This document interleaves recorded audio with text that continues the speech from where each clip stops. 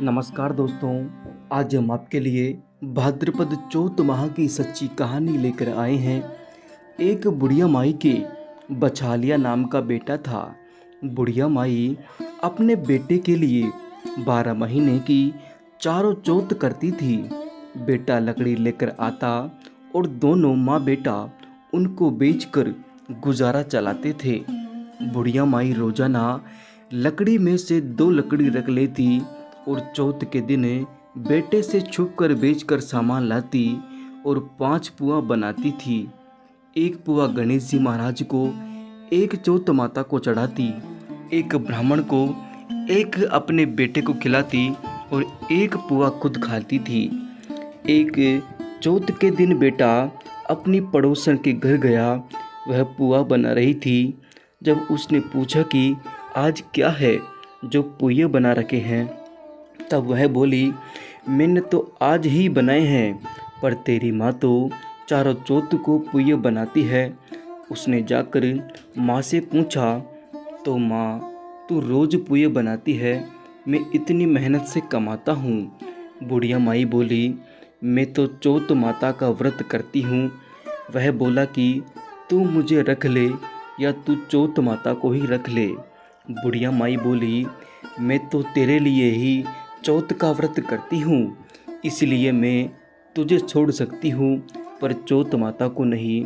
जब बेटा घर से जाने लगा तो बुढ़िया माई बोली, तू जा रहा है तो मेरे हाथ में से यह आखा लेते जा, जहाँ संकट आए वहीं पूर देना। बेटे ने सोचा कि बात झूठी है, पर ले चलने में क्या बुराई है। वह चलने लगा और वह थोड़ी दूर ही पहुंचा था कि उसने देखा कि खून की नदी बह रही थी। कहीं से भी रास्ता नहीं मिला तो आँखा पूर कर बोला कि चौथ माता, अगर तू सच्ची है तो रास्ता दे दे। ऐसा कहते ही झट से रास्ता मिल गया। आगे गया तो घनघोर अंधेरा उजाड़ फैला हुआ था। उसने मन में सोचा कि मुझे शेर बघेरे खा जाएंगे, इसीलिए वह आँखा पूर कर बोला, चौथ माता मुझे रास्ता दे दे। और जल्दी से जल्दी उसे रास्ता मिल गया। वह आगे चला गया। जाते जाते एक राजा की नगरी में पहुंचा। वहाँ की राजा रोजाना एक आदमी की बलि देता था। वह एक बुढ़िया माई के पास गया और बुढ़िया माई रोती जा रही थी और पुए बना रही थी। लड़के ने बुढ़िया माई से पूछा कि बुढ़िया माई क्यों रो रही हो? तो बुढ़िया माई ने जवाब दिया कि मेरे एक ही बेटा है जिसकी कल राजा बलि देने वाला है, मैं उसी के लिए पुए बना रही हूँ। वह बोला, बुढ़िया माई अपने बेटे की जगह मुझे पुए खिला दे, मैं उसकी जगह बलि चढ़ने चला जाऊँगा।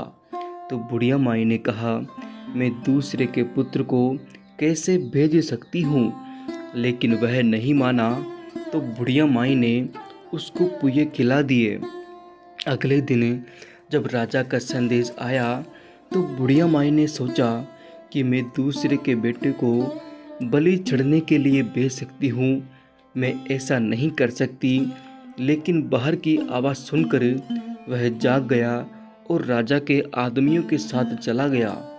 वहाँ मटके पकाने का हाव, जिसमें कुम्हार मटके को पकाता है, बना हुआ था, जो एक मनुष्य को भोग लेने के बाद ही उसमें हाव पकते ने। उन सब ने मिलकर उसको हाव में चुन दिया। वह आका पूर कर हाव में बैठ गया।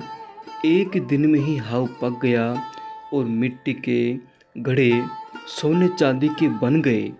वहाँ एक जमादारनी झाड़ू लगा रही थी।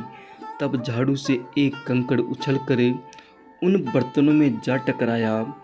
तब जमादारनी ने राजा को जाकर बताया कि आपका हाव तो पक गया।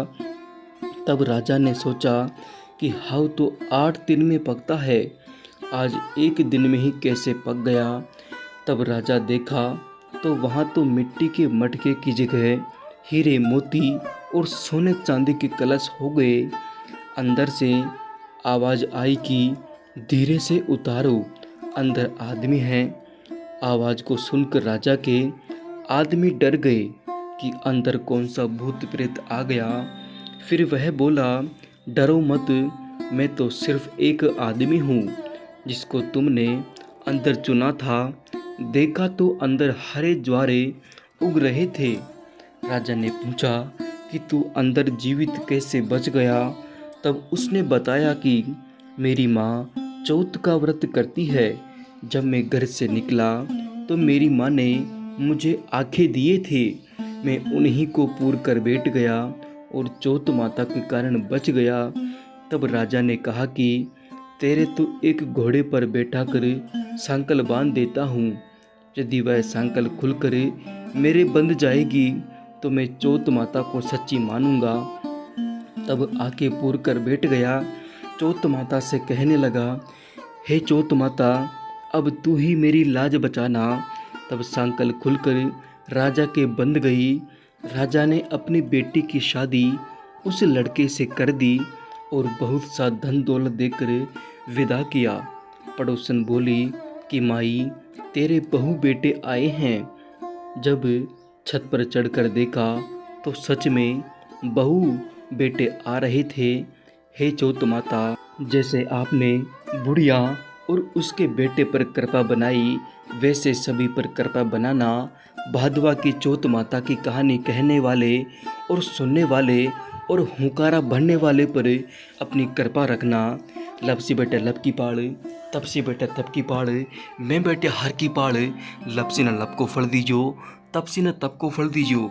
माँ की कहानी और कथा को फल माँ नहीं दीजो। तो दोस्तों, कैसी लगी आपको हमारी चौथ माता की कहानी?